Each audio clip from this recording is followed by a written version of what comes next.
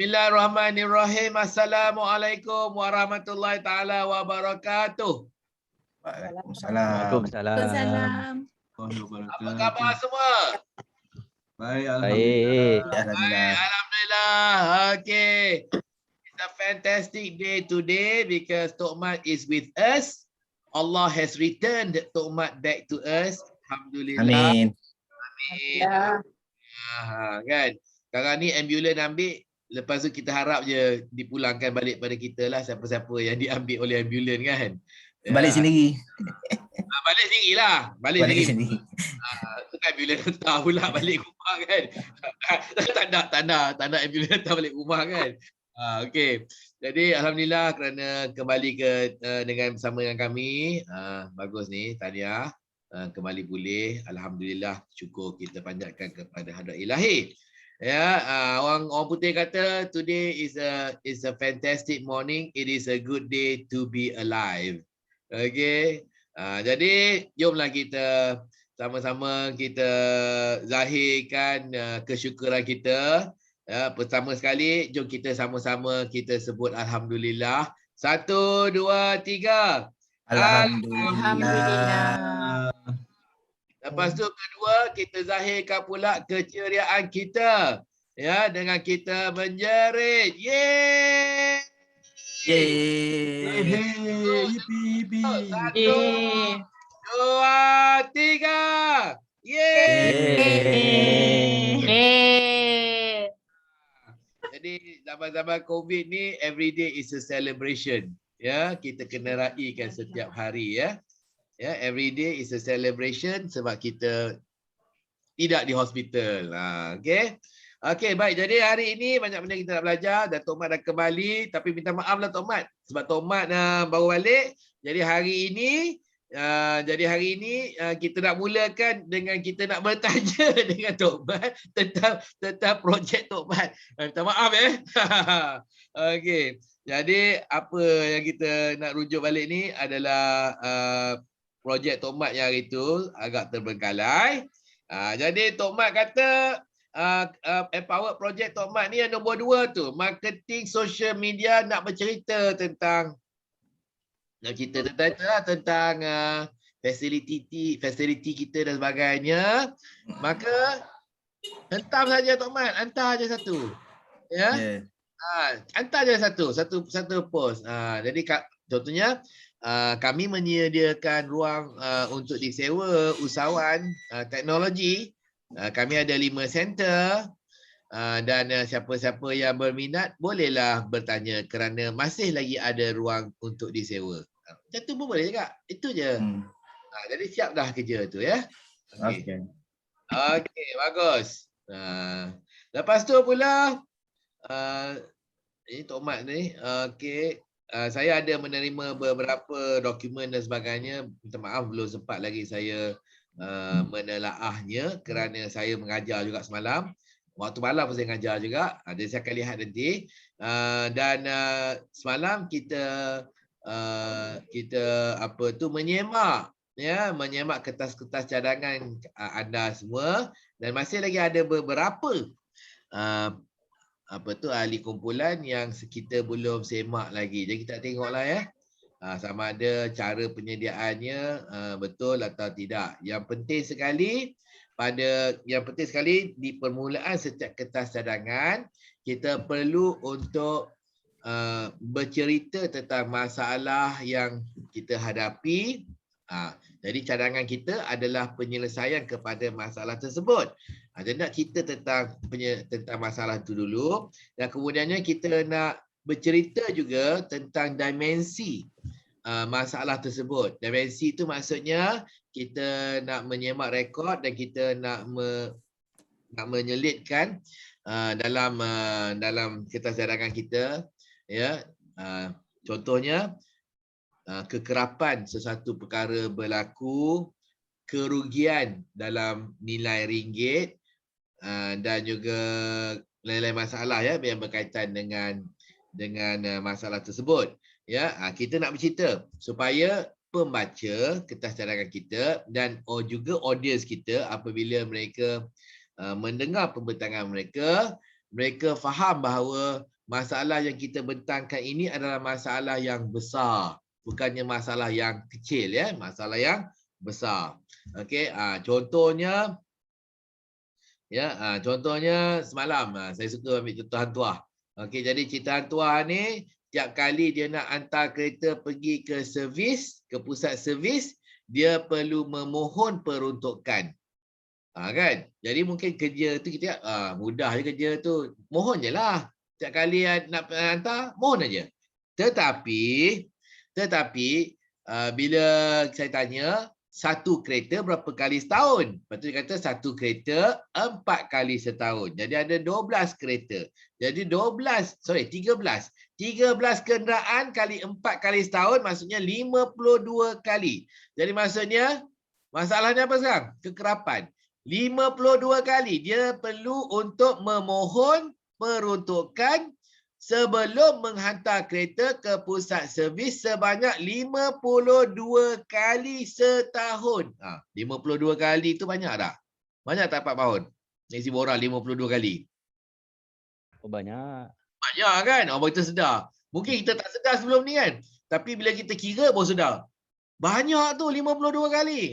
Jadi ini akan membantu, ya, kita mendapat kelulusan kepada permohonan kita, cadangan kita.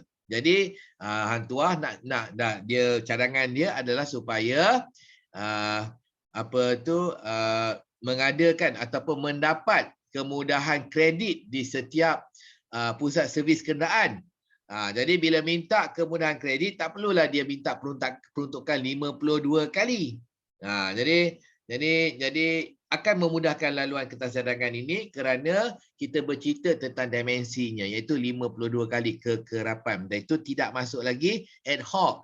Ya, bumper tercabut lah, lampu tertanggal lah, side mirror patah lah, kena langgar motor dan sebagainya. Itu tambah lagi lah. Banyak tu.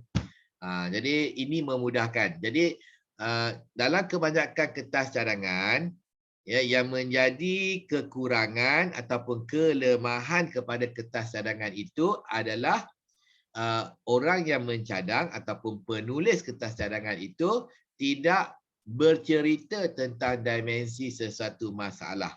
Jika bercerita tentang dimensi, pasti orang faham ianya satu masalah yang besar, masalah yang rumit, masalah yang perlu diselesaikan. Ya. Macam Tan Sri Nur Hisham semalam dia cerita tentang tak ada payment gateway, ya, untuk pembayaran sewa, ya. Tenant nak bayar sewa, dia tak ada payment gateway, jadi kena hantar invoice secara manual, lepas email secara manual, lepas tu bila bayar minta tenant untuk hantar bukti pembayaran, lepas tu kena buat matching, lepas tu tak ada self service. Jadi tiap kali tenant nak minta invoice, kita kena cetakkan. Tiap kali minta penyata, kita kena cetakkan. Tiap kali minta receipt, kita kena cetakkan. Jadi ini memakan masa. Jadi ada semalam pengiraannya, ya, memakan masa hampir 5 hari setiap bulan. Buat kerja itu sahaja. Ya, dan oleh kerana itu, maka tidak ada cukup masa untuk dia dan juga center manager lain untuk mengatur, merancang, mengatur dan mengadakan aktiviti-aktiviti untuk tenant. Contohnya aktiviti setempat lah, aktiviti berkelompok. Okay, cluster activities. Okay, to enhance collaboration between the tenants. Dia tak ada. Kan? Sebab tak ada masa nak buat. Kan? Jadi mungkin lepas ni, bila cadangan diluluskan untuk mengadakan satu sistem financial management system FMS termasuk dengan payment gateway, maka adalah masa pula untuk CM memberi tumpuan kepada merancang dan mengadakan aktiviti-aktiviti setempat, ya, untuk tenant-tenant berkenalan, untuk berkolaborasi, untuk belajar sama sendiri dan sebagainya. Itu sebenarnya manfaat kita ada teknologi center. Teknologi center bukan tempat menyewa aja. Kalau kita fikir teknologi center itu hanyalah tempat untuk tenant kita sewa, mana-mana pun boleh sewa. Mana-mana pejabat pun boleh sewa. Atas ruang rumah kedai pun boleh sewa. Kan? Tetapi kita memusatkan mereka dalam satu center supaya mereka ada sinergi, Ya, ada kelebihan. Kelebihannya kenapa? Mereka bila mereka setempat, mereka dapat berkenalan, mereka boleh berkolaborasi, mereka boleh bertukar-tukar pendapat dan sebagainya. Itulah faedah mereka setempat dalam satu incubator. Ya, tapi tak ada masa. Tak ada masa kenapa? Kerana banyak daripada masa center manager ni perlu digunakan untuk masalah mengutip sewa, melayan permintaan tenant untuk mendapatkan statement, untuk mendapatkan receipt, untuk mendapatkan invoice dan sebagainya. Nak buat matching lagi, dokumen hilang lah dan sebagainya. Dah bayar tapi tak tahu mana bayaran tu dah masuk ke mana, akaun mana dan sebagainya lah. Jadi itu masa tu sebenarnya tidak produktif. Yang lebih produktif itu adalah untuk kita mengadakan aktiviti rancang dan mengadakan aktiviti-aktiviti. Jadi harapannya bila kita bercerita sebegini dan kertas cadangan kita, maka kertas cadangan kita akan mendapat laluan mudah, dan bila dapat laluan mudah, maka dapatlah menyelesaikan masalah itu dan dapatlah center manager memberi tumpuan kepada kerja utama mereka yang lebih penting. More value added matters. Ya, betul tak Tan Sri? Betul tak? Yep. Betul kan? Betul.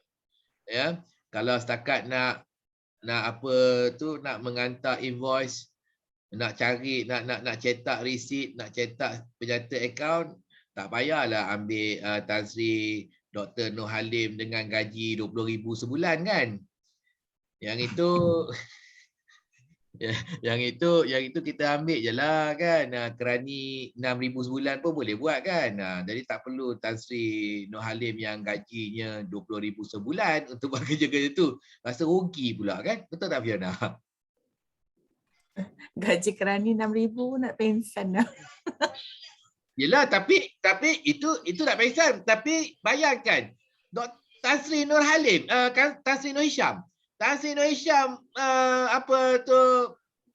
menerima panggilan, nak receipt, dia pergi cetak receipt, pergi hantar receipt. Gaji 20,000 tu. Gaji 20,000 tu Tan Sri Nur Hisham tu. Kan? Okey. Amin Masin, mulut je. Amin, terima kasih. Amin. Jumaat. Tapi kalau kita tengok balik yang saya kata tu, kita ni unit perniagaan kecil, maka kita ada untung rugi kita juga. Jadi kalau saya lah, bayar gaji 20,000, kerjanya nak cetak receipt, hantar receipt, memang tak berbaloi betul ni. Kan? Jadi tak berbaloi kerana nilai kerjanya tak sampai ke sana ya. Okey, jadi jom kita tengok pula kertas-kertas cadangan lain dan kita tengok, dan saya minta anda semua, Ramos dan sebagainya, gunakan peluang ini untuk melibatkan diri dalam perbincangan, nak memahami masalah rakan-rakan kita hadapi, dan juga nak memahami cara kawan-kawan kita berfikir untuk menyelesaikan masalah, dan juga memberi cadangan, kepada kawan-kawan kita untuk menyelesaikan masalah, kan? Jadi yang ini kita panggil kita ada perspektif yang lain, ya, sudut pandangan yang lain. Kita buat satu kerja ni hari-hari menghadap kerja sama, kita dah tak ada perspektif lain lagi. Tapi orang lain bila dia buat kerja sama, bila orang yang orang lain buat kerja tu, dia nampak pula cara lain nak buat kerja sebab dia ada perspektif yang lain, ya. Perspektif yang lain, ya. Thinking out of the box dan sebagainya. Kita buat kerja yang sama je hari, tak mampu untuk thinking out of the box pasal kita dalam kotak itu. Kan? Tapi orang lain di luar daripada kotak. Jadi orang lain boleh nampak cara lain, cara lagi elok, cara lagi cantik dan sebagainya, ya. Okey. Jadi siapa yang nak berkongsi cadangan? Okey, Puan Fiona nampak semalam ada mengantar dokumen, saya belum buka lagi, tak apa buka. Boleh kita tengok? Boleh kita kongsi? Set saya edit sikit Semalam saya hantar tak perasan atas tu. Okey. Set. I go second lah, Kat boleh? Betul kan saya terima mesej ni? Ya betul, Elsa semalam kan dalam kursus semalam kan saya benar. Kan? Memang teruk betul. Saya tak nak sebut lah. Saya risau lah. Betul. Saya harap dia tidak ada apa-apa, ya. Okey, siapa ni? Mini. Mini, Saya. ya, Mini nak kongsi. Okey, saya cuba Jap. Ya, boleh share screen ke? Jadi selain daripada kita belajar ni cara Dekat sini dia beritahu host disable participant screen sharing lah. Sekejap ya, sekejap saya bagi ni. Okey, boleh. Jadi kita juga menimba pengalaman untuk kita present online. Jadi mungkin ada yang tak pernah present online. Jadi ada peluang untuk menimba pengalaman present online. Memasang penapis udara. Okey, bagus. Inilah dia punya kertas cadangan dia. Masalah dia kat sini tiada penapis udara yang boleh menyebabkan masalah kesihatan lah kepada kaki tangan semualah. Okey. Plan untuk lokasi-lokasi yang nak pasang tu dekat sinilah ada 6 location lah. Ada 6 semuanya. Okey, 6 lokasi ya. Okey. Itu masalah dia. HQ tadi HQ. HQ sebab HQ dah ada.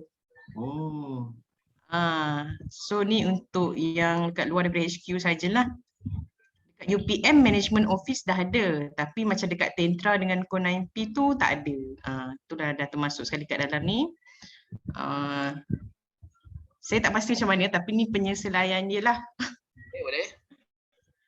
First saya nak dapat kelulusan kepada, nak tanya HOD dululah untuk pemasangan penapis udara ni. Okey. Lepas tu kalau dia kata okey, baru saya akan dapatkan quotation lah kot untuk untuk harga-harga dia lah. Okey. Lepas dapat quotation, mungkin saya akan membuat perbandingan sama ada kita sewa ataupun kita beli. Kita tengok mana yang paling jimat lah. Okey. Selepas dah dapat tahu, dah buat comparison tu, kita akan present pula dekat HOD lah perbandingan harga tu. Okey. Kalau HOD kata okey, mungkin sewa lebih murah, so kita proceed kepada untuk buat PR lah, untuk submit PR. PR ni submit kepada procurement. Tapi sebelum PR submit tu kita maklumkan dulu kepada HOD admin lah berkenaan pemasangan penapis udara ni. Okey. Lepas tu yang last sekali tu, setelah urusan pembelian selesai, kita kena pastikan lah yang semua penapis udara ni dah dipasang dekat lokasi-lokasi ni lah. Okey. Ini anggaran je lah kot, sebab saya pun tak pasti lagi, tapi kos buat masa ni je lah yang saya tahu. So harga satu unit tu kalau sewa dalam 110 sebulan, so kita darat dengan 60, which is 5 tahun lah. 60 bulan ni 5 tahun, tapi kalau untuk 6 unit 5 tahun, 6 unit sebulan tu maksud dia daripada 110 tu jadi 660 lah, sebab dia ada 6 unit kan. So ni untuk jumlah keseluruhan untuk kalau kontrak 5 tahun tu untuk 6 lokasi 39,600. Okey. Itu Jadi je yang saya boleh buat kat sini. boleh. Ada beberapa perkara yang saya nak cadangkan di sini untuk menambah baik kertas cadangan ini. Boleh pergi balik ke pengenalan dia. Okey, jadi di sini ya, walaupun kita semua faham bahawa penyakit COVID-19 ini adalah berbahaya, tetapi baiklah kita letak di situ ya bahawa penyakit COVID boleh mendatangkan maut kepada pengidap. Kerana ini sebagai satu kaedah, tiap kali kita ada masalah kita kena cerita tentang the severity of the problem. Jadi yang ini memang orang dah faham. Takut nanti benda lain orang tak biasa, tak faham, kita tak sebut pula kan. Jadi apa-apa saja penyakit kalau boleh bawa kepada maut, kita letak situ. Boleh membawa kepada maut. Okey, itu yang pertama. Jadi biar orang takutlah boleh bawa kepada maut. Lepas tu boleh cerita juga setakat hari ini ataupun setakat ini ya sebanyak berapa orang di AMU dan juga apa tu TID yang bertugas di UKM, UiTM, FRIM, UTM ni yang telah kena jangkitan COVID. Saya dengar terminal punya, saya dengar Nizam. pun ya kan. Kan? Ya.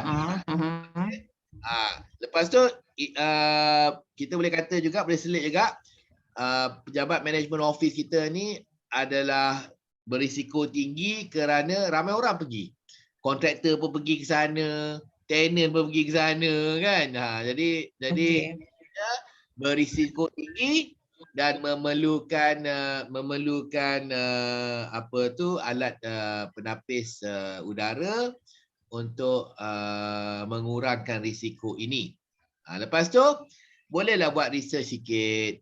Okey, research sikit contohnya ada ke kajian mana-mana yang mengatakan bahawa penggunaan alat alat penapis udara boleh membunuh kuman COVID ataupun mengurangkan jangkitan COVID. Kalau ada laporan ke, ada kajian ke, kita boleh letak kat situ. Okey? Okey. Lepas tu kita kena letak sikit spesifikasi. Jadi kita nak letak pasal penapis udara ni banyak jenis. Banyak jenis. Jadi penapis dia, bahan penapis dia ada yang lubang besar, ada lubang kecil, ada yang ada cahaya lembayung ungu, ultraviolet, ada yang tidak.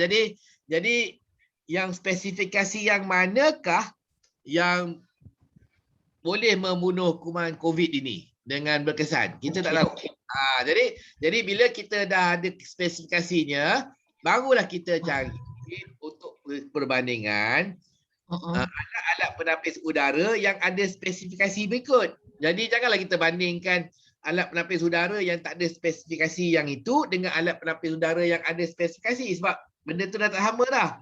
Ya pastilah yang menurut spesifikasi itu lagi tinggi, lagi mahal harga dia kan. Tapi apa spesifikasi dia? Filter ni ada macam-macam jenis filter. Ada carbon filter, ada HEPA filter, ada apa pun filter lagi saya tak tahulah. Kan? Jadi kena buat kajian sikit yang macam mana yang boleh yang boleh menapis dan membunuh kuman-kuman ni Lepas tu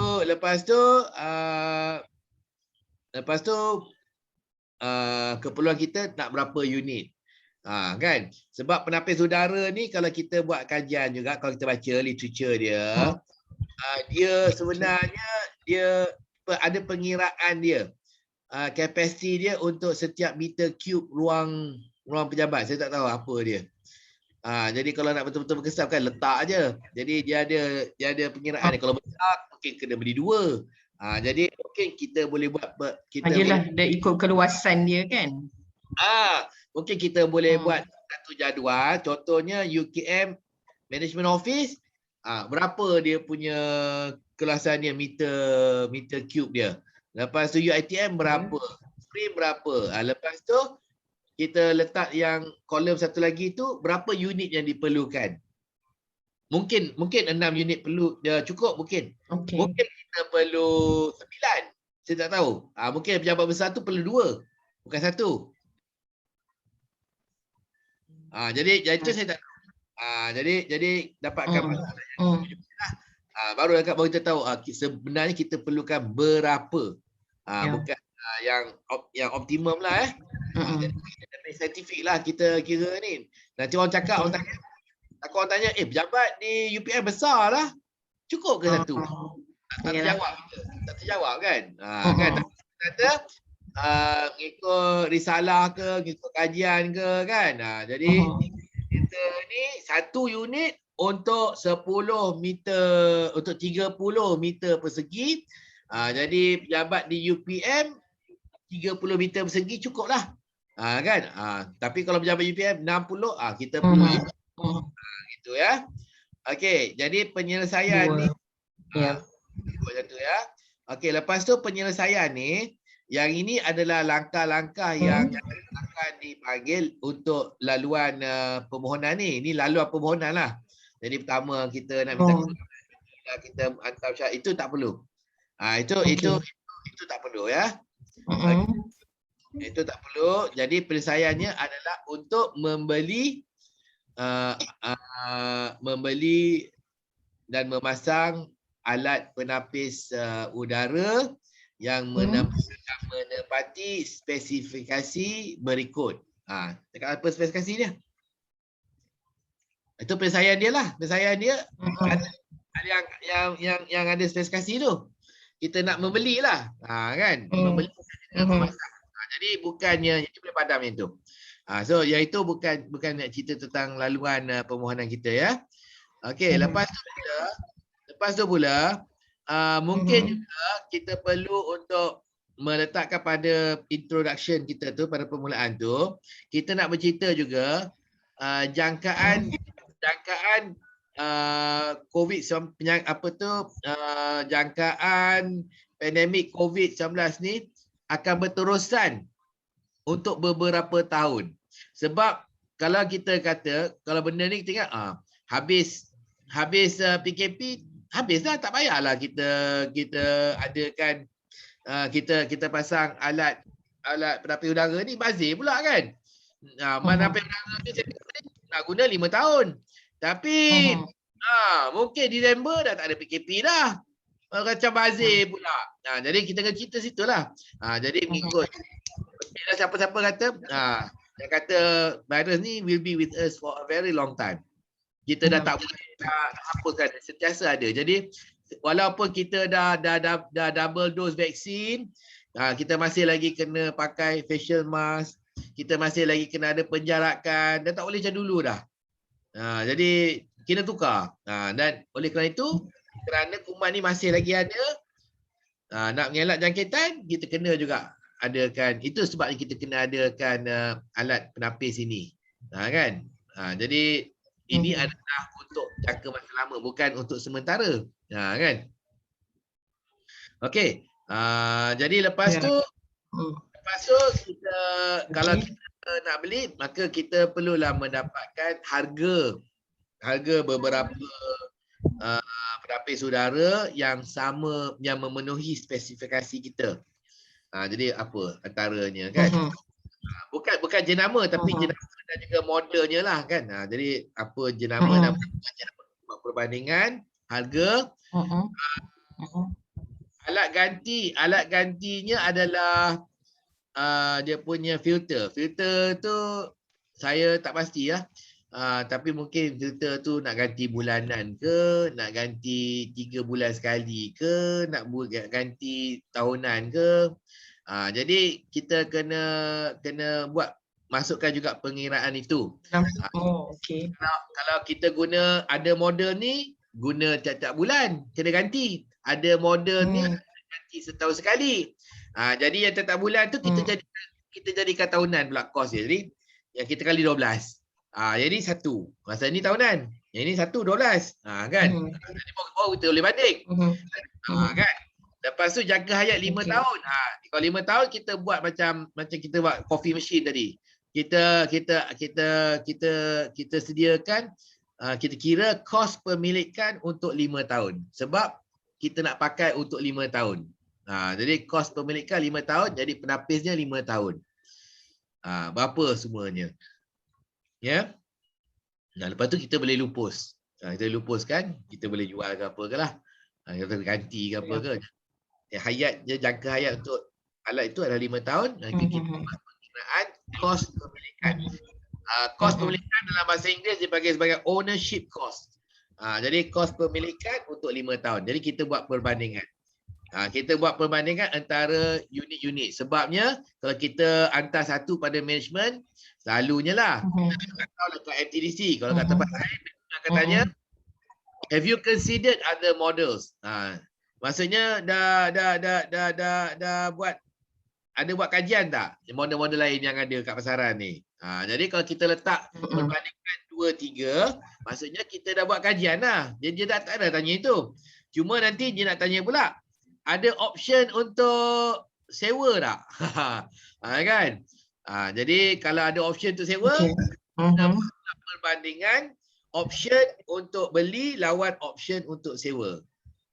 Jadi sebelum dia tanya lah, kalau kita buat option beli je, lepas tu dia tanya, ada option sewa tak? Ada lah, tapi saya tak masukkan kat sini. Kertas cadangan awak tak lengkap ni. Cuba datang sekali lagi. Jadi dia suruh kita sediakan pula pengiraan untuk sewa tu perbandingan. Dia suruh kita datang sekali lagi. 2 kali dah kerja. Kan nak present 2 kali pula. Kan? Jadi kalau kita lengkap, jadi tak adalah dia kata 2 kali. Jadi cuma dia lah pula kena buat keputusan. Setuju ke tak? Kan? Kaedah tu alasan dia tak lengkap. Alasan dia tak lengkap lah, tak complete lah apa semua. Ini sebenarnya alasan diorang tak nak buat keputusan. Pengurusan ni. Jadi bila alasan tak nak buat keputusan, dia tengok apa yang tak lengkap. Bila nampak je benda tak lengkap, dia akan cakap, lengkapkan. Sebenarnya diorang tak nak buat keputusan. Itu trick management lah. Kan? Jadi dia kata, ini tak lengkap lagi, ini tak cukup lah maklumat lah. Go and find some more. Jadi bila lengkap, kita duduk je kan. Okey. Tunggu apa ni? Tunggu keputusan. Mudah ada. Jadi pressure-nya pada diorang. Pressure-nya pada mereka pula nak buat keputusan. Itu je. Kaedah tu diorang pulangkan balik. Tak lengkap dia kata kan. Jadi sebelum dia tanya, kita pulangkan ya. Okey. Okey, jadi bagus. Ada apa ni? Ada potensi dan satu lagi boleh juga kita selitkan risalah-risalah ke specification sheet dan sebagainya untuk model-model kita kata tu kan. Jadi specification sheet ni banyak dia punya specification, parameter dia. Power consumption lah, apalah berat. Diameter dia tinggi, panjang semua. Itu semua tak penting. Kita highlight yang penting aja. Penting saja. Okey. Yang penting bagi ini saya rasa adalah dia punya penapisan ke ataupun kuasa penapisan, dia boleh berapa banyak volume udara dalam saya tak tahu. Tapi saya cakap je. Tapi saya tak tahu sebenarnya apa yang penting. Jadi Minnie Mouse yang perlu carilah yang penting dan beritahu kami. Ya. Okey, bagus Minnie Mouse. Terima kasih.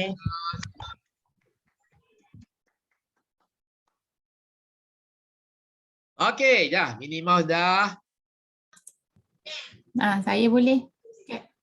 Sekejap. Yang lain-lain ni ada ke nak tambah? Pak Maon ke? Shizuka ke? Dan Sila Fida ke nak menambah kepada cadangan Minnie Mouse tadi? Ada tak? Snow White ke? Tak ada kot. Tak ada. Okey. Ada. Okay. Libatkan diri kita dalam perbincangan dan perbualan ni ya. Libatkan diri sebab saya juga ingin membangkitkan satu budaya di mana bila dalam mesyuarat dan perbincangan kita turut serta. Ramai yang turut serta. Itu yang kita nak. Baru seronok, rancak dan kemudiannya kita dapat idea daripada pelbagai perspektif, bukan dari salah satu perspektif saja ya. Okey, kaedah tu saya seorang aja bagi input, masuk perspektif saya aja. Kan? Tapi mungkin ada pengalaman daripada lain-lain ya yang anda tahu. Ya, boleh menyumbang kepada kertas cadangan itu ya. Jadi kita sebentar kita akan dengar Puan Fiona bagi cadangan. Tolong libatkan diri. Kalau anda ada apa-apa yang anda nak menambah, sila tambah. Jika anda rasa anda perlu penjelasan berkaitan sesuatu dalam kertas cadangan itu daripada Puan Fiona, mintalah penjelasan itu ya. Okey. Jangan saya seorang saja yang bagi respons kepada cadangan Puan Fiona. Okey, Puan Fiona boleh terus? Okey, jom kita bagi tepukan untuk Prof Yana. Ya, apabila saya bilang 1, 2, 3 kita tepuk. 1, 2, 3. Okey.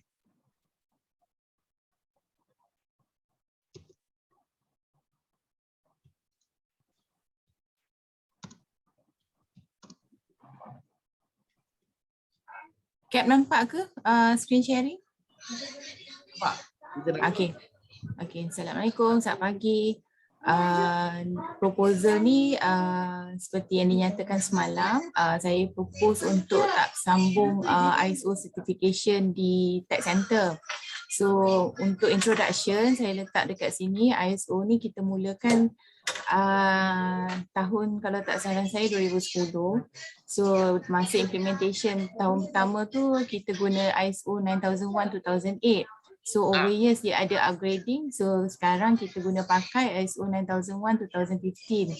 So this actually disebabkan restructuring of internal department. Sekarang dia dah jadi 2 department lah, TID and AMU. Last time kita di manage by one department. So it's a department punya effort lah. So sekarang dah jadi co-manage. So based why we have this ISO sebab kita nak fulfill UPM punya cyber center status requires by MDEC. So one of it is have the management team kena ada ISO. So ada faktor lain, ada kriteria lain tu on the facility lah. So this ISO, our scope ada 3 yang utama. Incubator services kena cater on the tenancy rate. Kalau occupancy tu kena maintain at 80% lah. And then the satisfaction pula 70% and collection 80%. So under AMU, they have to maintain all complaints close in 5 days. Kalau training, it falls to everybody lah in the team. So at least kena attend kurang-kurang pun 1 training per year. This is what we have lah under the scope. The activity pula to get the renewal. So dia ada 4 steps. Ada internal audit between TID and AMU. Dia ada step of management review, bring up all the audits in finding to management review. And then kita akan ada satu level of audit by the consultant SQC. We just to make sure that we are well prepared before the external auditor masuk. So this is the 4 processes lah. So the challenges tu,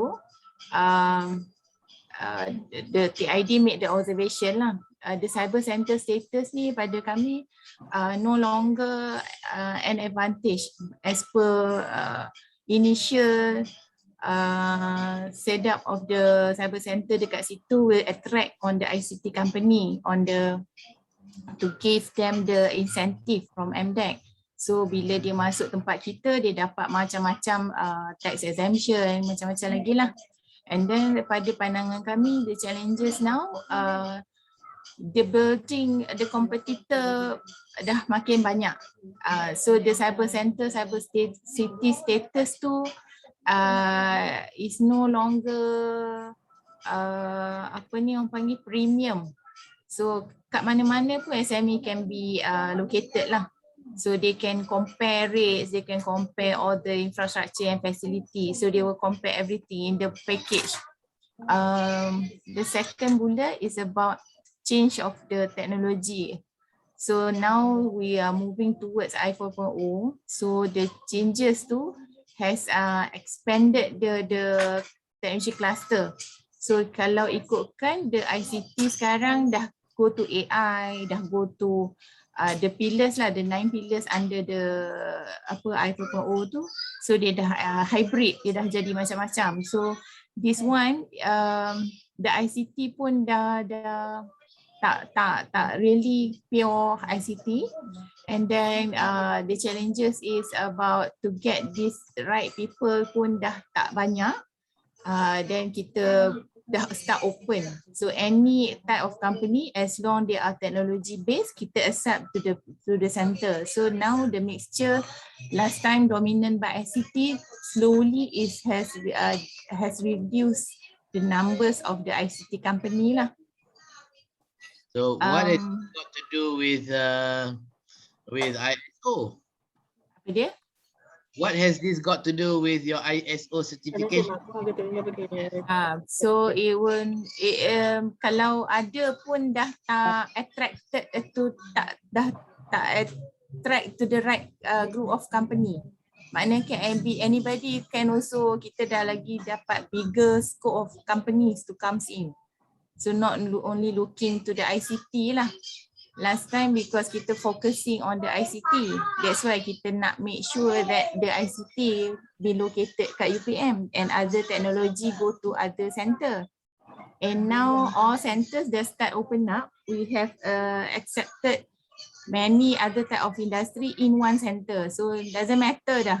Ada IT tak ada IT pun dah doesn't matter. Kita get more inquiry from others. Betul. Masih. Saya rasa sebab yang ISO ni dia one of the requirement untuk cyber center tu. Dia requirement untuk diiktiraf sebagai MSc Cyber Center.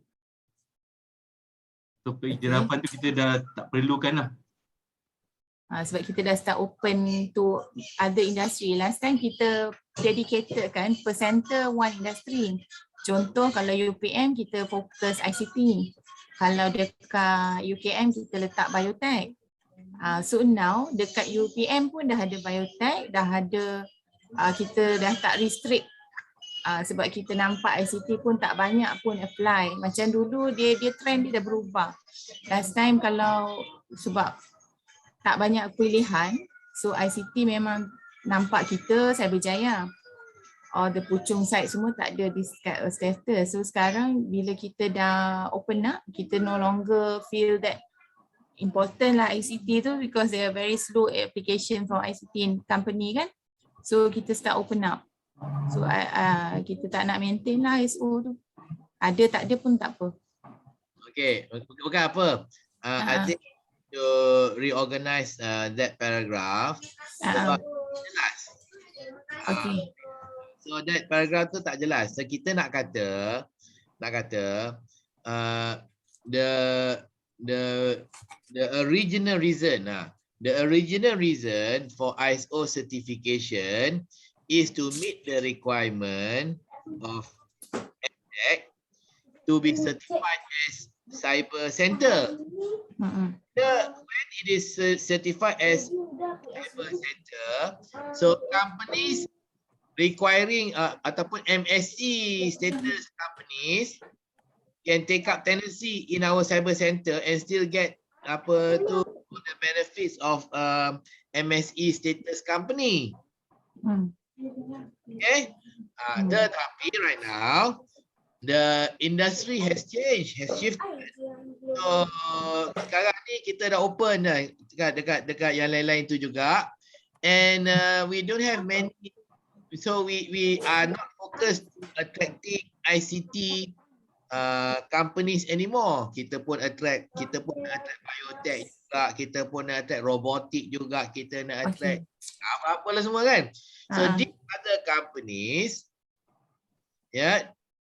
don't get any benefit from being from MSc, from MDEC. Kan? So because there's no benefit for them from MDEC, so they don't need to be located in a cyber center status center. MSc status center. They don't need to be located there. So because of that, it is wasteful for us to get to continue to get ISO certification renewal. It's wasteful because these companies don't need MSc status. So if they don't need MSc status center, so we also don't need to be certified as MSc status center, and we don't need to if we don't need to be MSc certified center, we also don't need the ISO certification. Macam itulah. Okay. Okay. So that one must be clear. Pasal sini tak nampak. Kalau baca tak ada, tapi kalau kita berbual dia akan understand lah kan. Itulah. Kena rephrase balik lah. Kena rephrase sebab Mm-mm. kadang orang baca, orang tak attend meeting. Dia tak ada benefit perbualan kita, discussion kita. Jadi dia baca apa maksud dia ni kan. Apa maksud dia kan. Okay. Lepas tu maintenance tu require tedious process, a lot of paperwork. Kita expand on that lah nanti kan. Okay. So apa semua. So following item 3. Tapi ada satu lagi ya. Okay. Apa tu being involved in getting the being certified for after getting certified for many years, right? The two departments, TID and AMU, has developed a culture of quality, that can be continued without ISO certification process. So kita nak sebut macam tu juga. Kan? Maksudnya kita dah 10 tahun, kita dah membudayakan. Jadi kita tak perlu sijil tu pun kita akan teruskan juga budaya quality kita ni. Maksudnya gitulah. Agree. Saya letak kat bawah yang tu. Kan? Tak apalah. Tak apa. Good input, thanks. Okay. Can we look at your... Okay, the costing tu, kalau ini I letak dummy numbers lah 2005 for the consultancy, and then the actual audit day tu they cost us 7,500, so total per year we spend 10,000 lah. The frequency is an annual renewal. So time I relates to the activity, the 4 activities, ada numbers of days. So basically about 3 weeks lah kita spend 21 days kita spend for this renewal punya purpose. So it involve sometimes only the staff, and the second process tu melibatkan the management involvement, but the last one is more on the staff lah to get ready on the documents. Okay. Kita boleh guna konsep man days ya. So you had 14 days. You kalikan 8 staff. So then you get 8 times 4 is 32 plus 8, 112 man days. So bukan 14, 112 man days. Pasal 8 staff. Okay. Nak menunjukkan how big is the scale lah actually the whole process tu. Yes. Kan? So kita ada number of days, lepas tu ada satu kolom number of man days. So man days tu kita multiply by the number of staff involved. Okay, baru kita nampak banyaknya, besarnya. Kan? Okay, number of man days. Lepas tu, okay, go to the following ni, issues. Okay, kat Okay, continue. The issues ni yang saya relate tadi, satunya why we want to discontinue is the issue is too many compliances to audit requirement. We have one internal audit and external kita ada SGS, MOSTI, and also our external appointed buyer lah. Katalah tahun ni PwC, so will be PwC lah. So audit sahaja dah 4 parties. Just for that lah, the tedious part tu. The number 2 is annual retainer fee tu, sum of 10,000 per month tu has accumulated 110,000 for 11 years. So I think the money tu can be saved lah for the purpose. Okay, yang itu orang kata sunk cost, benda tu dah berlalu. Okay. If we continue this for the next 10 years, itu lagi penting daripada what we spend. Yang itu, if we don't make a decision now, kan? If we don't make a decision now, and we continue for another 10 years, it will cost us 110,000 or 100,000. Kan? So that's what is important. That's why it is apa tu? It is it is critical to make a decision earlier than later, because the longer we wait, the more we incur 10,000, 10,000, 10,000, 10,000, and so on. Dah ada dah tu. Saya baca dah, redundancy. Okay. Good Okay. practice. Okay, good. We wasted. Okay. Number 3 on the redundancy lah, because as per Cap bagi input semalam, I take up this one.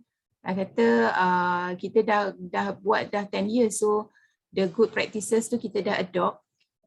Then this knowledge and experience yang kita gain from that process tu is sufficient for the staff to build up the staff competency to continue without the ISO lah, to continue without the external parties to validate our good conduct. Lepas tu lagi satu,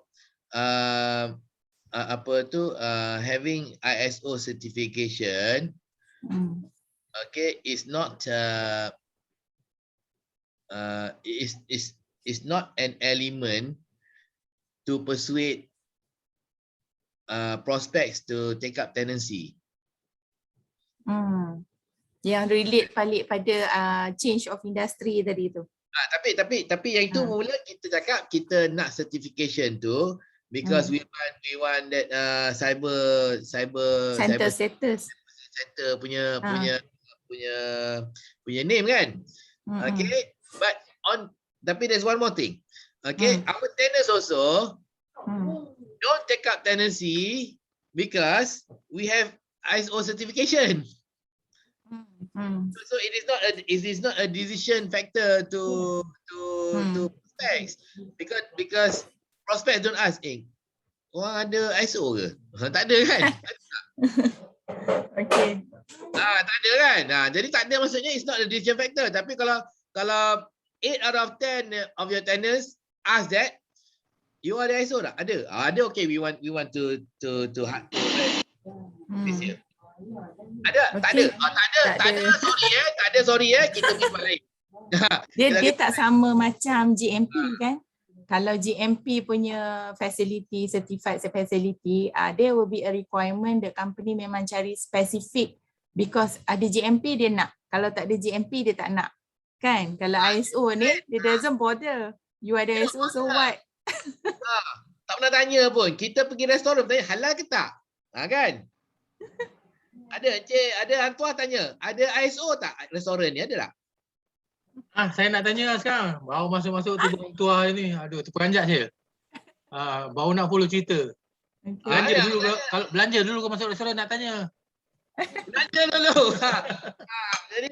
Jadi kenapa restoran ada certification halal? Sebab Notification. untuk orang makan, ramai orang tanya, ada halal tak? Halal tak? Saya selalunya tak pandang tu, Captain. Ada kriteria saya kalau saya tengok. Satu, saya tengok orang-orang dia. Lepas tu saya tengok kebersihan dia, baru saya on. Tapi kenapa ada sijil halal tu? Sebab ramai orang tanya halal ke tidak. Kan? Jadi kita ada halal, dia tak tanya, dia makanlah. Kalau tak ada halal, ramai yang tak jadi nak makan. Betul. Kita pula penyewa kita, ada tak penyewa kita masuk-masuk tengok mana sijil ISO dia kan? Kan? Oh, tak ada sijil. Minta maaf lah, kita cari tempat lain. Ada? Tak ada kan? Dia ni pun pada industri juga kan? Yalah. Tapi rasa tak ada lah. Tak ada. I don't think so. Tapi kalau ianya ada dan ianya menjadi the decision factor yang membezakan kita yang ada ISO dengan tempat lain yang tak ada ISO, mereka pilih untuk tempat kita sebab kita ada ISO. Jadi kita wajib ada ISO. Macam halal sijil halal lah. Kan? Jadi no advantage also.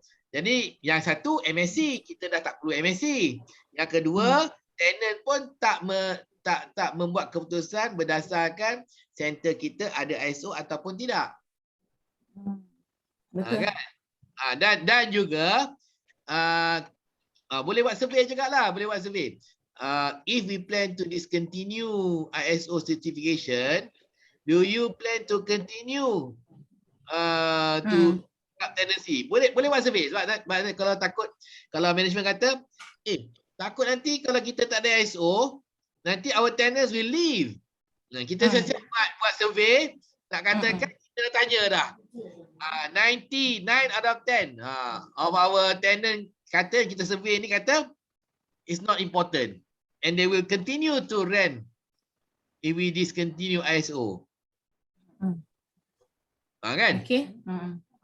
Jadi maksudnya kita preempt soalan takut nanti dia orang tak nak sewa sini lagi lah, dia orang pergi tempat lain pula. Yelah. Kita tanya current tenant tu kan. Jadi kita nak tahu jugalah implication if they will discontinue tenancy due to the cyber center status dah tak ada. Kita dah buat survey. Okay, tapi survey tu janganlah survey tu nampak sangat yang survey untuk ISO. Kita buatlah survey satisfaction. Pelikkanlah 1-2 soalan on ISO ni kan. Kan? Saya nak tambah sikit. Kalau tak silap saya, ISO tu dia macam mana MDEC dia buat audit kepada semua cyber center dan salah satu dia punya requirement ISO. Kalau kita tak ada ISO, kita punya macam rating tu tak 100% lah sebenarnya. So kalau rating tak 100%, dia punya cyber center tu dah tak boleh pakai lah kan? Tak juga, sebab sebelum kita dah ada ISO, still boleh je. Demo to profile. Tapi kita kena check balik lah dengan MDEC. Kalau kita tak ada ISO tu, effect tak cyber center tu? Kemungkinan kalau kita, I assume lah ni kan, kalau kita check nanti kemudian lah. Tapi kalau kalau ada ISO, maybe rating under cluster cyber center tu mungkin 4 star. Katalah full star adalah 4. Maybe kalau tak ada ISO, dia punya macam hotel rating lah. Kalau 5 star, what type of hotel? Kalau 3 star, what type of hotel? Macam cyber center sama juga kot. Maybe kalau sebab saya pernah ternampak report yang tu. Bukan report lah, number tu. Kalau kita masa tu tak ada ISO, so kita punya percentage tu 80 lebih macam tu je. Kalau ada ISO, kita punya score tu 100%. Macam tu lah. Tapi kena check balik. Kalau tak 100% tu masih valid lagi tak untuk jadi cyber center kan? Carry. Tambah sikit. Check juga dengan Suhairi sebab ada dokumen rasa yang antara MDEC dengan PDC pada Suhairi, tak silap saya.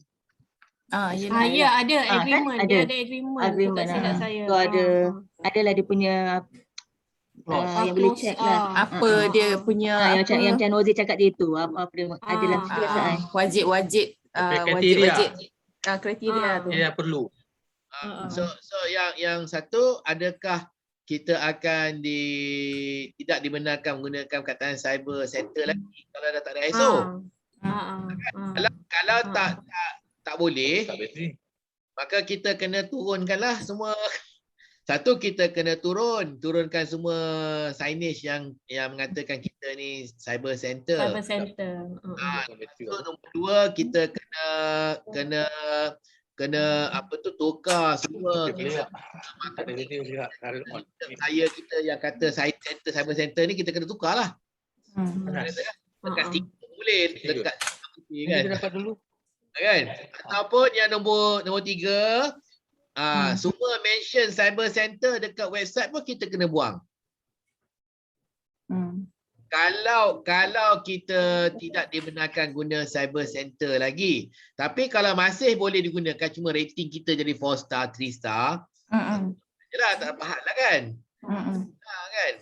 Tapi at least kita dengan the management perlu decide, nak lagi ke tak ni cyber center status ni. Itu yang paling penting. Sama ada boleh guna lagi ke tak, secondary lah kan. Ke tak benda tu kan. Kalau benda tu masih lagi nak simpan, lepas tu kita cakap, tapi sebenarnya kalau kita tak ISO certified, masih boleh pakai lagi. Good point lah. Jangan risau. Don't worry, we will still have that cyber center status kan. Pasal aku macam loss of reputation pula, macam malu pula. Cyber cafe. Padahal sampai hari ni tak kisah pun. Tapi tiba-tiba bila nak turunkan signage tu baru ini loss of our reputation lah apa tu. Tak adalah Cap, sebenarnya kan ISO ni among staff kita pun tak tahu TID ada ISO. It's not been highlighted ataupun promoted pun. It's not a good point dipandang as a good ataupun merits lah to the team. We just continue as a work. It's not something yang gaining any credits lah kan. Dia macam menambah kerja. Patutnya kalau benda tu penting, hari-hari dah sebut ISO, setiap minggu ada meeting ISO. Ini Tak, dia maksud I kan kurang-kurangnya pun kalau kita kan pernah pergi factory ke, kita pergi kita nampak signage ISO certified, you know, kita promote benda tu because we want to build a confidence to the customer kan. I think customer pun tak tahu pun. MTDC ada ISO Oh, okay. you pun tak ada ISO tu letak kat depan. Ada. Tak pernah. Kan? Jadi itu saya kata. So tapi orang ni kadang ni macam itulah management.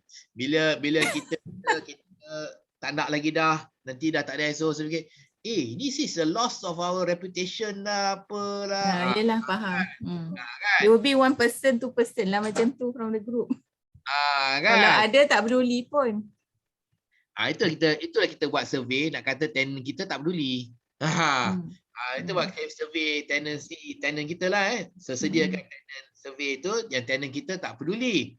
Nombor dua, mungkin betul cakap si Zuka dengan Tan Sri Nafida tadi. Walau kalau tak ada ISO tu, kita masih lagi boleh guna cyber center tu, cuma 4-star ke 3-star ke.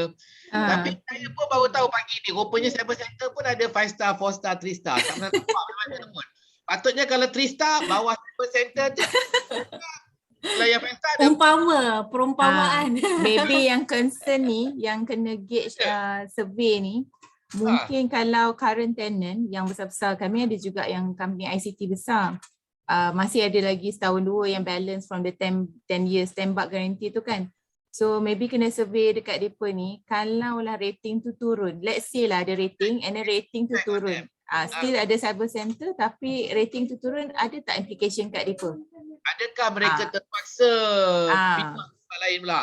Contohnya. Macam tu lah. Will it affect your data center? Because ada data center kan? Ada. Tak pakai data center dah tak jadi ada, macam-macam. Dah tak ada. Operator yang untuk data center dah tak ada dah. So satu dah jadi biotech, satu dah jadi agro Dua-dua biotech lah, agri bio. Baru lagi nak kemukakan surat permohonan nak melawat data center. Tak ada. Susah lah sebab I remember lah zaman Pak La, he changed the industry promoting biotech. So masa tu mencak-canak lah biotech companies masuk. Tu yang jadi ICT banyak projek tak jalan. You know, zaman Tun dulu ICT dia memang look high lah. So banyak business generate from the IT punya base. Now they are looking at biotech. Tak tahulah current Tan Sri Muhyiddin punya pula dia go what type of ni kan. Dia tak nampak lagi bab tu lah asyik duk COVID ni. Adalah. Sekarang ni ICT-nya dah jadi call center industri kat Cyberjaya. Tapi yang call center tu pun dah banyak lari lah. Itu jadi. Silicon Valley pun tak ada. Silicon Valley pun tak ada. Sama. Sebenarnya sedih. Bendanya ICT tapi jadi call center. Apa sangat advantage call center? Apa sangat teknologi call center spill over dapat call center ni alah beli mesin telefon, beli yalah PABX je lah kan. Apa yang teknologi sangatnya. Lepas tu ambil daripada worker daripada India lah apalah, jadi operator call center, bukannya teknologi. Bukannya programmer pun, jadi call center operator. Itulah. Apa tu nama dia? Satyam ke apa ke kan? I think ini memang advantage lah kan. Betul. Lain yang kita kita nak buat lain yang jadinya. I don't think it benefit kan. Lepas tu call center akan cari tempat paling murah. Dah memang lari pun. Betul. Tak perlu pun cyber center pegai tu. Dia can be anywhere. Dah memang lari pun sebab Filipina lagi. Saya lari ke Filipina. Tengoklah. Kan. Jadi memang benda ni tak ada skill workers dah. Skill worker apa. Tapi diorang gunakan bila memohon untuk visa tu skill worker lah katanya. Tapi tak call center operator. Okey, tak apalah. Jadi itulah Cap saya punya ni. Boleh apa tu include our input. Cantik kan? Lepas tu nanti you can present lah kan? You can deliver this paper and hopefully you will the management will accept and approve what you have proposed ya. Jadi thank you. Cantikkan sikit lah. Masukkanlah sekali juga sijil ISO kita tu. Okay. The document ya. Okay, mana sijil tu? Where is the certificate displayed right now? Dekat management office UPM, our main office lah. UPM. Dia sebab diwajibkan dulu-dulu masa kami audit, ingat lagi awal-awal dulu tak pandai kan. So the auditor kata, where is the certificate? Mengelabas cari. Sampai certificate pun tak tahu nak pergi letak kat depan tu, rupanya wajib. Kalau tak letak sebab wajib tu tak letak lah. There was at one time semuanya kejar kat ISO. There was one time. Semuanya ISO. Tapi sekarang ni dah banyak dah tak kisah dah. Dulu bukan company. Bosti je kan buat dulu. Dulu department Bosti pula. Sirim. ISO. Department pun nak dapatkan persijilan ni. Bangga head of department dapat sijil. Dia seorang je dapat. Yang lain tak dapat kan. Okay. Tapi sekarang ni dah banyak dah tak kisah dah. Kadang-kadang saya pergi juga, kalau pergi lobby mana-mana, tunggu-tunggu appointment, saya tengok-tengoklah sijil diorang kan. Banyak yang dah expired dah. Expired tapi tak continue kot ya? Dia tidak continue, tapi gantung lagi, tapi dah expired dah. Tengok tarikh dah lama. Cuma nak kata pernah lah. Jadi bila pernah tu macam Puan Fiona kata, spill over tu kita dah membudayakan some of the practices. Contohnya respond to complain within complain. Itu kita dah membudayakan lah, kita dah ada sistem. Kita buat sistem tu nak respond to complain within 3 days sebab kat ISO. Jadi tanpa ISO pun kita boleh buat juga. Continue je lah yang dah ada. Actually kan sekarang the audits, internal audits tu ambil tau, dia accept ISO punya SOP tu. So kalau kata complain kena extend 5 days, dekat internal audit dia accept that. So dia maintain je lah, dia monitor tu lah kita betul tak buat. Tak maknanya dia punya area of complaint, area of validation tu dia recognize lah ISO punya. So kalau ISO tak ada, memang kita maintain, tak ada isu. It will be already in the internal audit punya orang kata purview lah. Kita dah membudayakan lah. You have already that culture of quality kan. You don't need the external party to validate. External party orang, kita ada sistem. Tapi orang pula tak kisah. Kau tak kisah, it does not matter lah kan.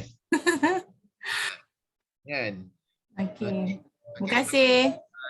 Nanti kemaskan and then you can post the complete document group ya for sharing ya. Okay. Terima kasih. Okay dah. Fiona dah. Snow White dah ke Snow White?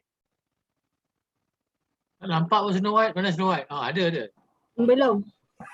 Snow White apa projek Snow White lupa dah. Laptop. Good laptop. This is it. Laptop. Ni menarik ni laptop. Nak beli ke nak sewa ni Nak kawan lah dalam Snow White. Nanti tak dapat laptop baru yang lain, tak dapat beli MTC. Ini juta ni, projek juta ni.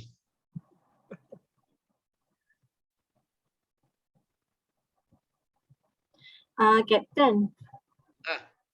Yang ni saya anggar je lah sebab saya ada minta quotation dari ada vendor ni tapi dia belum bagi lagi. So saya budget sendiri je lah kot. Saya ada search. Saya letak dululah kot. Okey. Saya nak tanya lah. Saya nak tanya betul ke kita nak buat ni ataupun ini just untuk dalam training je atau benda memang nak propose bos ni. Sebab kita ada satu kemudahan kat sini. Yang laptop tu yang kita beli actually dia jual pada staff. So staff untung kat situ. Tapi bila kita buat cara macam ni besok, staff takkan dapat beli laptopnya. Dia rugi. So kita kena timbang balik lah, maksudnya yang mana untung kita, yang mana rugi kita juga. Okey. So ada konflik kat situ lah. Konflik. Yalah ada Kalau kita buat advantage. ni, maksudnya bila kita buat kat sini benda ni, nanti overall staff tak akan dapat laptop yang dia pakai selama 3 tahun tu, dia akan jadi milik dia, transfer tu milik owner pada yang pemakai tu. Tapi kalau kita buat sewa-sewa macam ni, takkan dapat sampai bila laptop. Okay.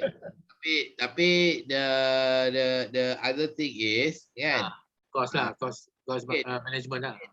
mungkin management boleh transfer benefit in kind dalam bentuk lain pula lah.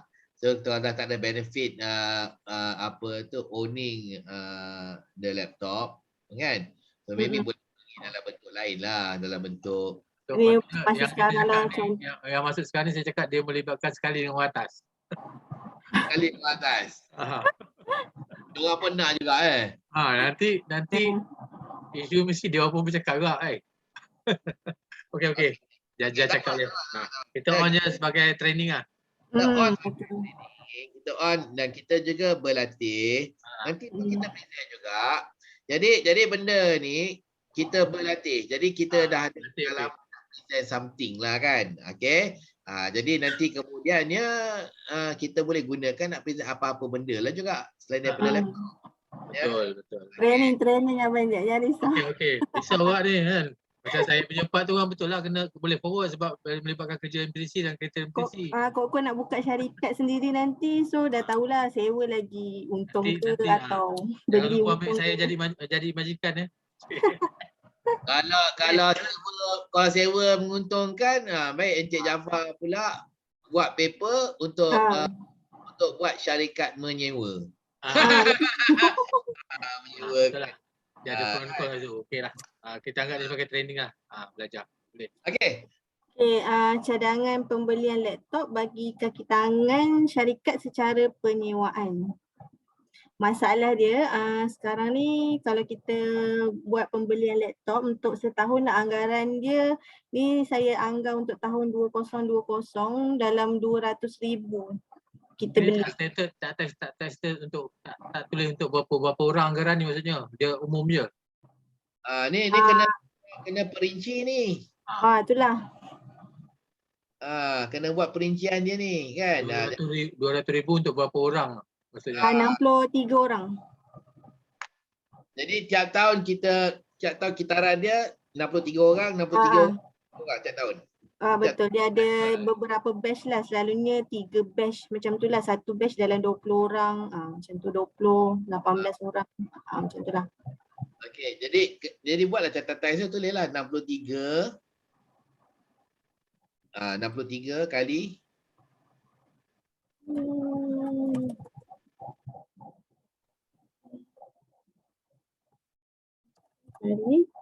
kali berapa orang?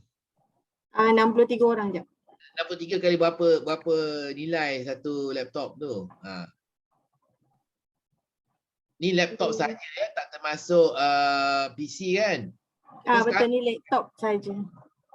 Dah tak ada pakai PC semua laptop Tak ada pun tak ramai lah, untuk orang-orang tertentu je lah macam IT ke. Ada PC lah. Okey. PC. Kali berapa? Anggaran ni paling tinggi 5,000 lah. Saya kira lah Record designation. Dan saya kira lah on the average kau kata 200,000 kan, 200,000 bagi dengan 20, 63. So 3,174 RM. 3,174.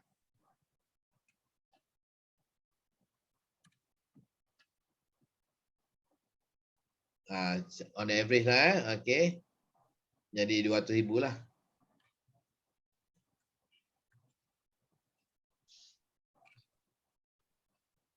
Kalau kita punya sen tu tak ada, tak perlu letak kosong-kosong kat ujung tu. Beda tu orang akan keliru dengan jumlah kosong macam 20,000, macam 200 juta jadi. So letak kosong. Tapi kosong-kosong tu yang ujung. tak payah. Sen dia pun tak ada. Yang 200,000 tu berbuang yang sen dia. Atas tu pun ada satu lagi sen tu. Yes, buang itu. Good. Buat cantik. Okay, 63. Okay.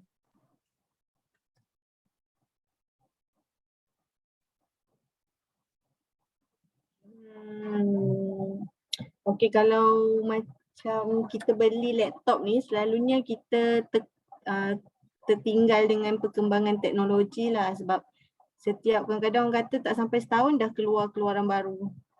Betul. Kadang sebab teknologi cepat kan, kalau laptop ni. Kalau ICT punya barang ni memang cepat lah dia punya teknologi. So kita terkesan dekat situ lah. Kita tak dapat. Satu yang itu, satu lagi repair. Ada letak masalah repair. Dekat penyelesaian. Itu masuk juga masalah repair tu. Repair tu dia. Masalah repair kan kena repair sendiri lah kalau pembelian. Servis penyelenggaraan.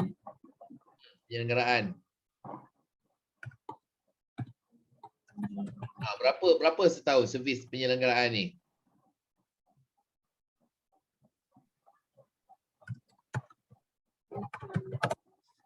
Oleh company. Sendiri ke company? Company. MTDC.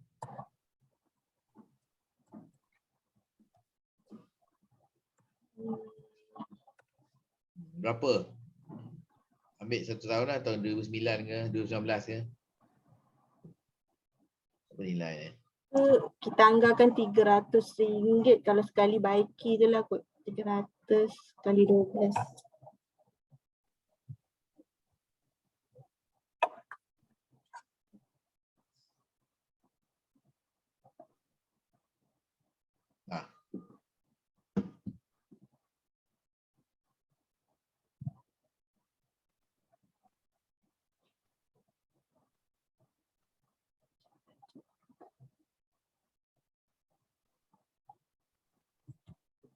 Kita anggarkan RM5,000 lah kos dia kot.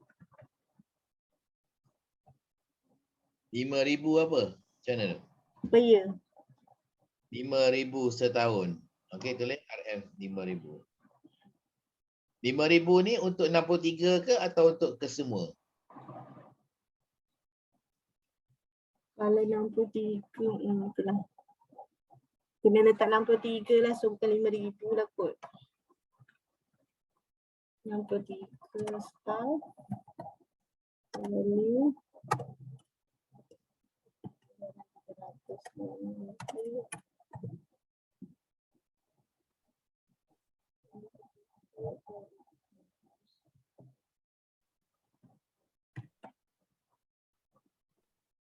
18 Mac. Ni setahun ke apa ni? Setahun untuk 63, bukan, untuk 63 orang setahun lah. Okey.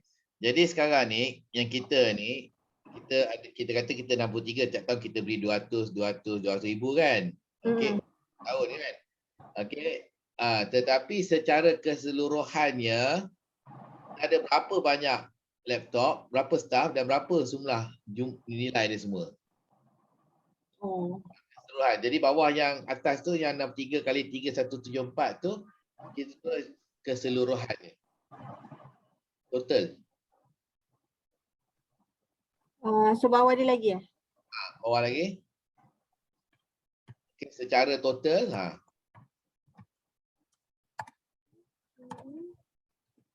3174.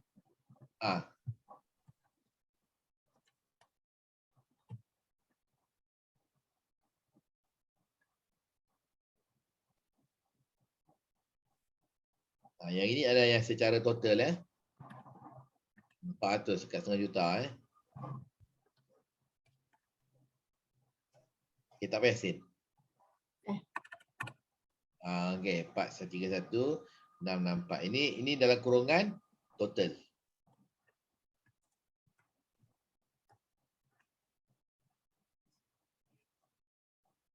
Jadi yang 200 tu adalah pembelian pembaharuan tahunan lah kan. Ni 200 dah tu. Okay, jadi yang bawah tu pula servis tu. Jadi yang ini adalah setotal dia berapa? Ni setahun kan? Betul. Jadi 18,900 setahun.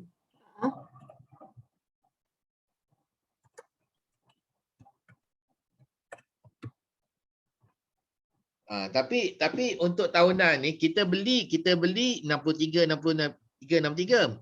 Tapi bila kita repair untuk semua 136. Jadi tak payahlah kita tulis yang setahun tu terus dia 136 ke 300 setiap tahun.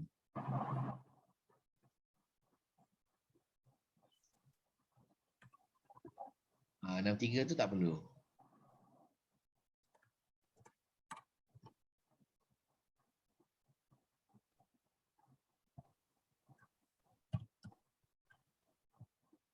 Okey.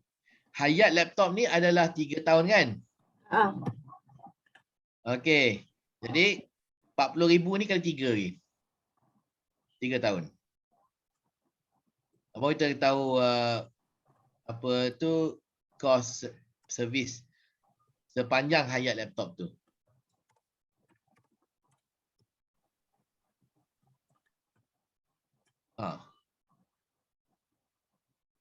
Kali 3 tu 122,400. 122,400.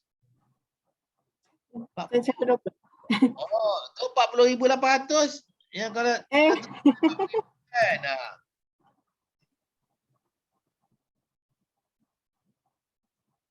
Ini 122,400. 122 8 kali 3 tu 400. 400. Okey. Dalam kurungan hayat laptop. Hayat. Jadi lepas tu next line kos pemilikan. Ni. Tak. Bawah lagi bawah.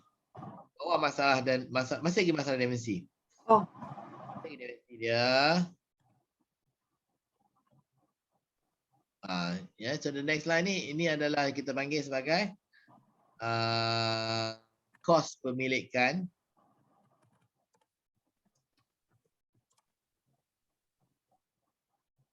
laptop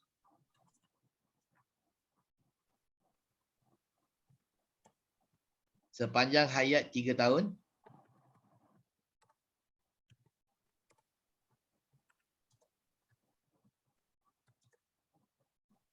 Jadi kos dia berapa tadi?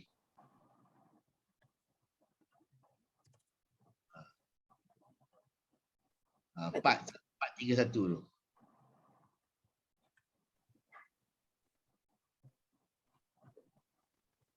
Campur 122,400.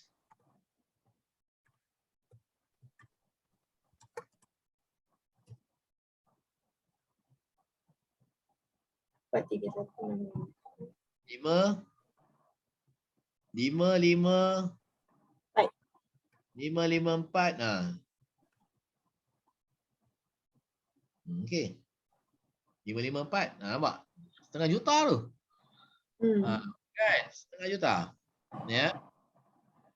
Okey, jadi inilah yang kita nak buat perbandingan nanti sama ada penjimatan ataupun tidak. Betul. Ya.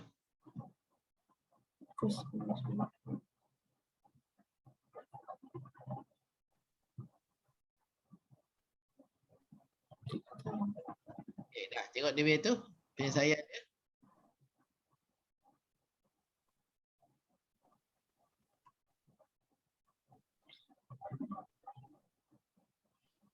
ada saya search, ada yang tengok kalau package syarikat lebih murah lah, ada orang bagi kan, ada yang RM60 sebulan. Spesifikasi komputer yang sama untuk spesifikasi komputer. Itulah dia ada yang berlainan juga tu, saya tengah tunggu quotation sebab benda tak familiar sangat yang rental untuk laptop ni. Lin, ni maksud dia apa ni, kita ikut ranking jugalah kan? Yang macam staff pakai laptop apa semua tu.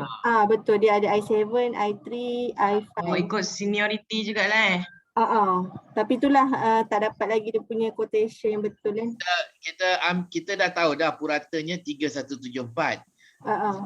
Jadi kita nak cari rental untuk laptop yang spesifikasinya sama nilai 3174 juga, lebih kurang lah. Tapi penggunaan ada ikut level. Ini secara purata. Sebab tadi dapat 200,000 setahun. Jadi ini campur different level lah. Jadi kita ambil je lah purata dia 3174. Purata dia. Kalau nak buat pecahan boleh lah nanti nak buat pecahan. Jadi Okay. ada 3 kategori. Satu laptop high end.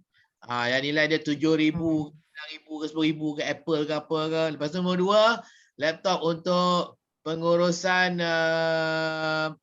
pertengahan, middle management. Ini untuk Beyond dan lain-lain. Kan? 3-4 peringkat lah. Itu boleh lah. Itu perincian lah. Tapi kita mulakan boleh lah. Okay. Jadi sekarang ni yang 60 kali 12. Okey, jadi kita kena samakan dengan 3 tahun lah. Kalau kita nak banding. Jadi kali 36. 60 kali 36. 60 tu. 60 kali 36 berapa tu? 720 kali 3. Tu 21. 2160 lah. Tu pun dah nampak lah. 2160, okey? Okey, jadi 2160 kali 136 lah.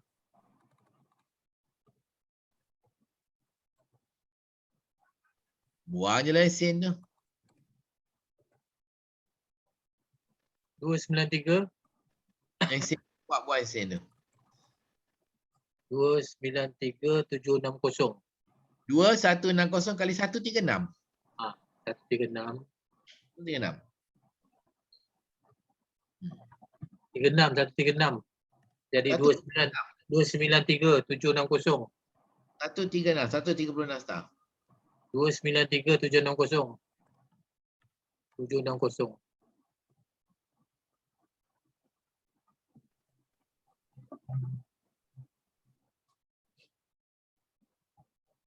Okey, lepas tu kos penyelenggaraan. Kos penyelenggaraan 0. Sifar lah. Kos penyelenggaraan 0.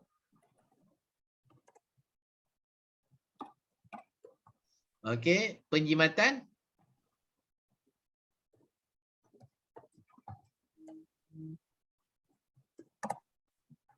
Ha, 431664.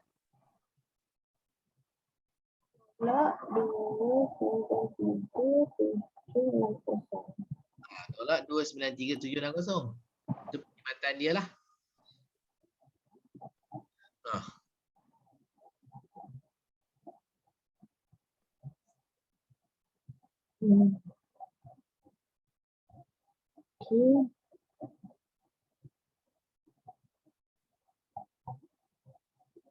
Penjimatan 137 kan? 137.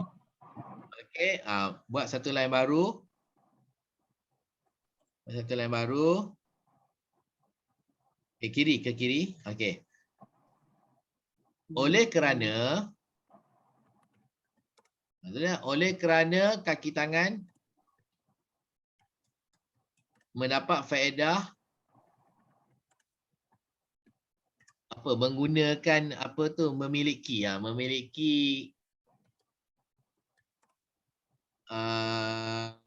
laptop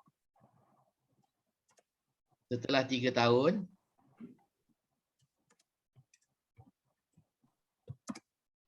jika cadangan menyewa diterima,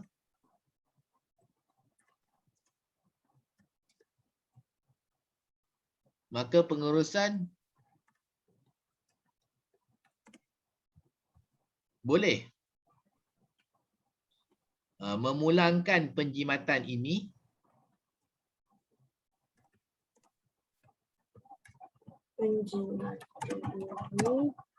kepada kaki tangan secara penuh atau sebahagian.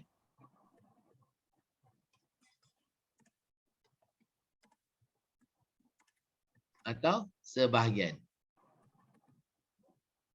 Okey, buat kira lah. 137 bagi 904, bagi dengan 136. Penjimatan 137,904 bagi dengan 136. 137 bagi 136. Bagi 136. Ini penjimatan tadi 137,904. 137,904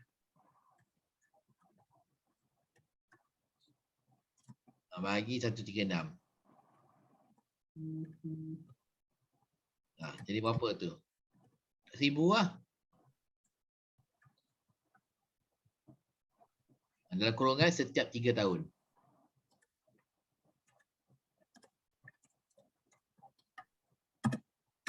Setiap 3 tahun untuk seorang staf. Tengok ni. Tuan. Tuan, tengoklah cadangan ni. Jadi penjimatan dia ada 137,000. Jadi pengurusan boleh memulangkan semuanya atau sebahagian daripadanya. Berapa? Jadi berapa nilai dia? 137 penjimatannya 1000 bagi dengan 136 staf. Maknanya 1000. 1000 setiap 3 tahun. Bolehlah kalau nak. Itu bagi kat staff lah. Bagi kat staff. Oh. Semalam tak cakap mana tahu, sebab tu saya reject. Aduh. Buat ni. Okey. Saya nak cakap. Diorang ada option lah, sama ada nak memulangkan penuh 1000 tu ke ataupun nak bagi sebahagian daripadanya. Semalam tak ada timbang tara macam tu. Semalam timbang tara sebelah je. Sekarang ada 2, okey lah. Captain, ada benda saya nak cakap. Ya. Macam mana pula isu dia kat sini, kita nampak ada staff tu yang penggunaan dia yang benda tak boleh sewa, which is benda tu ada dokumen yang betul-betul PNC. PNC tak boleh tengok, yang maksudnya macam legal, finance. So laptop memang tak boleh keluar. Even sekarang pun laptop tu memang kalau dia orang berhenti, satu orang pun tak boleh bawa keluar. Itu kena pandai juga isu tu. Jadi PDPA lah. Jadi selalunya selepas sewa ni, tengoklah dia punya term dia ada 2 sebenarnya. Satu, lepas 3 tahun kita sambung, dia tukar laptop baru lepas 3 tahun. Dia tukar. Tapi ada satu lagi, kita sewa 3 tahun, lepas tu ada option untuk membelinya. So, maksudnya laptop tu kalau dah sewa, benda tu tak boleh keluar daripada tempat tu sendiri. Ada option nak beli, ada option nak membeli je kalau itu penting kan. Okeylah. Kalau tidak, sekarang ni Jabatan IT boleh buat, dia boleh bersihkan. Dia boleh wipe dia punya hard disk tu. Kan? So Jabatan IT boleh buatlah tu. Bukan banyak pun. Berapa setahun? 63 orang kan, 63 laptop setahun kan. Kan dia boleh wipe. Okey. Jadi ada 2 option lah, sama ada nak wipe, bersihkan ataupun nak beli balik pada harga, tak tahu harga dia berapa, tapi yang pulang kat staff tu tak boleh lebih, Captain. Bagilah lebih. Itulah pengiraannya. Jadi penjimatannya majikan boleh sama ada nak bagi balik, sebab itu adalah faedah asal, ataupun dia nak bagi sebahagiannya, separuhnya, terpulang pada dia atau tak nak bagi terpulang pada dia. Tapi kalau nak bagi, itu jumlah dia. 1000, nilai faedahnya adalah RM1000 setiap 3 tahun setiap staf. Jadi benda ni kita boleh kira. Kan? Itu saya kata tadi boleh bagi apa tu benefit in kind. Ya, jadi mungkin bukan dalam bentuk laptop tapi dibagi dalam bentuk Captain, benda ni boleh guna pakai, okey. Kalau benda ni laptop kan, saya bercakap sekarang ni dari side kenderaan M3C. Kalau disewa, boleh guna cara macam ni kan? ada. Sewa ataupun beli. Sewa Sekarang ni atau kita beli. Sekarang kita beli. Kita boleh guna terms ni kan? Boleh, ada. boleh. Kalau kita sewa, ada dia kata dia ada fleet management. Maksudnya dia orang yang akan manage kita punya fleet untuk apa tu hantar servis lah, tukar tayar lah apa semua. Tu dia orang. Kalau macam kenderaan berbalik kot. Tak tahulah pengiraan dia. Buat pengiraan. Saya nak buat kenderaan lah. Dan ada juga jenis yang lepas berapa tahun, 5 tahun ke apa ke, dia tukar dengan model yang baru. Saya nak guna cara yang Snow White ni, copy paste lah. Cadangan, tapi kecanggihan maklumat dia. Ni Snow White ni pun dia kena tukar-tukar nombor ni. Dia buat anggaran ni, dia belum lagi. Tapi format dia saya ikut ni lah nanti.